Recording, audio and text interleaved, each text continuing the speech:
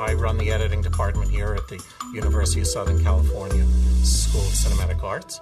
What I really like about working at USC with the students here is just watching them evolve from the first week they come in all the way until the end of their process here, and how they learn how to tell stories. Watching a light bulb go off when I'm teaching a student, they go, oh, you mean I can actually remove that chunk of story and tell my story better? And they learn just all of the different tools that are available to them in the 21st century to make movies. There's some learning going on here, and there's better filmmaking as a result. I'm growing and learning so much just as a filmmaker, and I'm becoming well-rounded. My goal before graduation is actually starting my own production company, producing indies and television. I now can edit. I know how I want it to look, and I'm knowledgeable about how I'm going to make that happen, and I get a kick out of that. Multimedia has always been my focus. Whether it was going to be music, writing, or photography, it was never going to be one of those things. It was going to be all of those things. And filmmaking sort of provides all of that for me.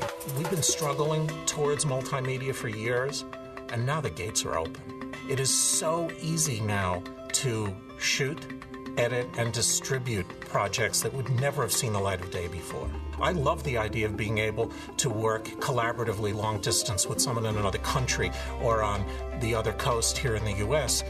in an intimate way on a project that I never would have been able to work on before.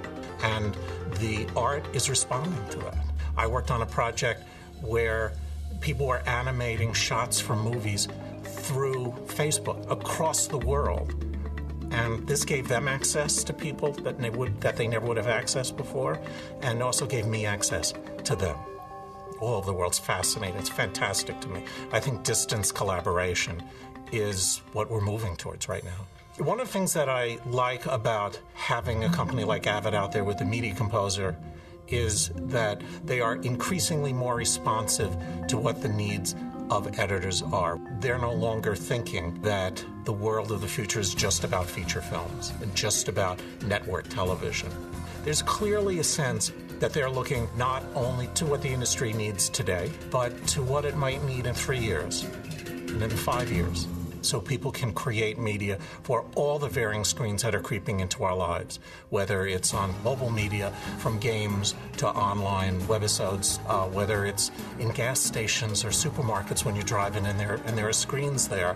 There's places to tell stories that have nothing to do with traditional distribution, and they have their own rules. The most enjoyable part of being a film student is definitely the collaboration with the other students, getting new ideas and seeing things in new ways, because if you put 10 editors together in a room, you're going to get 10 different ideas on how something could come together, and they'll all be good.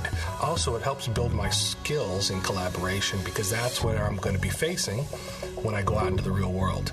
Spielberg came into our school and gave a lecture here, and he said, knowing what you want is the hardest thing. And once you know what you want, you can then achieve it. I want somebody to watch my movie and say, I want to watch that again. We have at SC an interactive media department that's thinking about interactive storytelling in ways that we could never even have imagined 10 years ago. If I can have much more interactive experience, if the students can go on blogs or post things on YouTube that are directly involved with the class, if I can have people in the class who aren't sitting in that classroom every day, then it's a very different teaching experience for me and a much more 21st century one. The development of these tools is affecting me so positively in the way in which I can teach.